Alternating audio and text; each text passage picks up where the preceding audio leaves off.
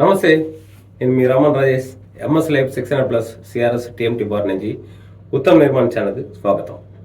So మనం ఇవాళ తీసుకున్న టాపిక్ ఏంటంటే కాంక్రీట్ కరోషన్. ఫుట్టింగ్లో కాంక్రీట్ కరోషన్ అవ్వడం ఎలా, ఎందుకు అవుతుంది, సో దాని గురించి ఇవాళ డిస్కస్ చేద్దాం.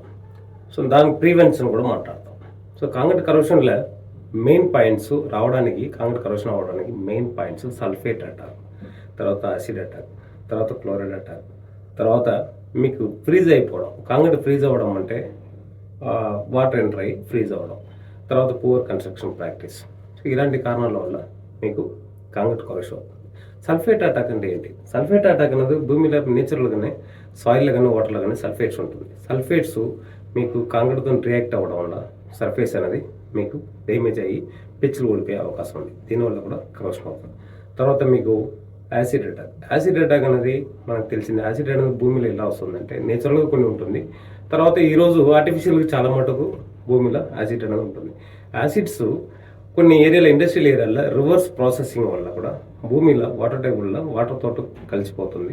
సో అట్లా వాటర్తో కలిసిపోయి సాయిల్ త్రూ కాంక్రీట్కి రియాక్ట్ అవ్వడం వల్ల మీకు కాంక్రీట్ కరోషన్ అయ్యే పాసిబిలిటీస్ ఉంది. తర్వాత మీకు రీబార్ కరోషన్ అంటే స్టీల్ కరోషన్ అవ్వడం అనేది అందరూ విన్నాం. కానీ ఇక్కడ కాంక్రీట్ కరోషన్లో రీబార్ కరోషన్ ఏంటంటే ముందే, అంటే కాంక్రీట్లో మనం కన్స్ట్రక్షన్ స్టార్ట్ చేసే ముందే మనకి ఏమవుతుందంటే మనం తెచ్చుకుని కింద పడేస్తాం. స్టీల్ కింద మనం సేఫ్టీ ప్రికాషన్ ఏం చేయకుండా డైరెక్ట్ తెచ్చేసి రైనీ సీజన్లో, వింటర్ సీజన్లో సాయిల్ మీద పడేస్తాం. ఒక వర్షం పడుతూ ఉంటుంది, వాటర్ కంటిన్యూ అక్కడ ఫ్లో పోతూనే ఉంటుంది. సాయిల్లో కానీ సల్ఫేట్, యాసిడ్స్ అన్నీ ఉంటాయి. ఇవన్నీ రియాక్షన్ జరగడం వల్ల ఆల్రెడీ స్టీల్ మీరు వాడక ముందే కరోషన్ అయిపోతుంది. ఫుట్టింగ్స్లో కానీ మీకు ప్లెత్ బీమ్ వరకు జరిగే ప్రాసెస్ చెప్తున్నాను. కరోషన్ అయిపోతుంది. కరోషన్ స్టార్ట్ అయిన స్టీల్ని తీసుకొచ్చి మనం కాంక్రీట్లో వేయడం వల్ల కాంక్రీట్కి స్టీల్కి ఉన్న బాండింగ్ మిస్ అవుతుంది. అంటే స్టీల్ సర్ఫేస్ అనేది డ్యామేజ్ అవ్వడం వల్ల బాండింగ్ మిస్ అవుతుంది. ఆ బాండింగ్ మిస్ అవ్వడం వల్ల కూడా కాంక్రీట్ కరోషన్ అవుతుంది.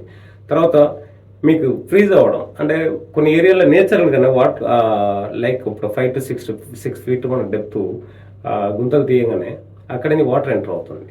అంటే గ్రౌండ్ వాటర్ ఎక్కువ ఉన్న ఏరియాలో, కొన్ని ఏరియాలో ఒక చూస్తే వాటర్ ఊరుతున్నట్టు కనపడదు. ఒక హాఫ్ అన్ అవర్ తర్వాత చూస్తే 1 feet పైన వాటర్ ఎంటర్ అయిపోతుంది ఫుట్టింగ్లో.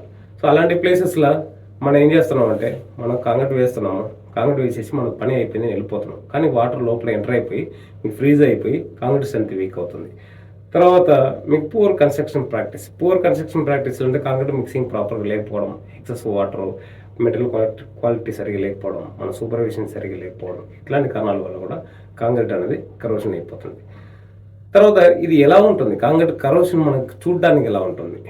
మనం ఒకవేళ లాంగ్ ప్రాసెస్లో మనం చూడలేము, సాయిల్ లోపల ఉంటుంది కాబట్టి వితిన్ క్యూరింగ్ పీరియడ్ ఒక 15 to 20 days లోపల కరోషన్ ఎట్లా ఉంటుందండి, మీకు క్రాక్స్ అనేది పెద్ద పెద్ద క్రాక్స్ డెవలప్ అవుతుంటుంది. అంటే సర్ఫేస్ క్రాక్స్ కాకుండా స్ట్రక్చరల్ క్రాక్స్, పెద్ద పెద్ద క్రాక్స్ డెవలప్ అవుతుంటుంది.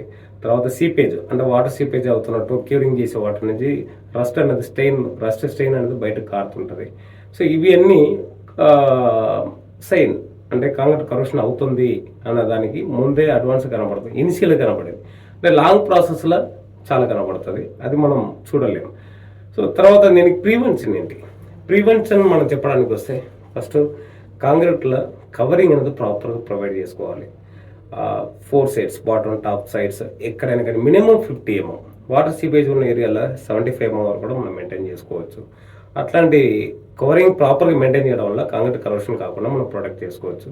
తర్వాత సీలర్స్, అంటే సర్ఫేస్లో క్యూరింగ్ పీరియడ్ అయిపోయిన తర్వాత విటమిన్ కోటింగ్ కానీ విటమిన్ పెయింట్ కూడా దొరుకుతుంది మీకు, రెడీమేడ్ షాప్లో దొరుకుతుంది. విటమిన్ పెయింట్ కూడా తీసుకొచ్చి మనం కోటింగ్ చేసుకోవచ్చు. సర్ఫేస్లో వాటర్ ప్రూఫింగ్ చేసుకోవచ్చు.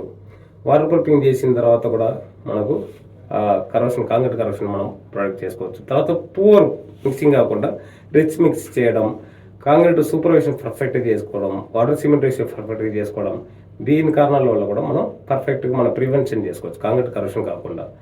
సో ఇదే కాకుండా కాంక్రీట్ మెయిన్ థింగ్ ఏంటంటే కాంక్రీట్ కరోషన్ అయ్యేది వాటర్ సీపేజ్ను మనం ప్రొడక్ట్ చేయాలన్నా compulsory water proofing system maintain చేయాలి. చేస్తేనే మనకు సర్ఫేస్ అనేది డ్యామేజ్ కాకుండా లాంగ్ లైఫ్ అనేది బిల్డింగ్కి వస్తుంది.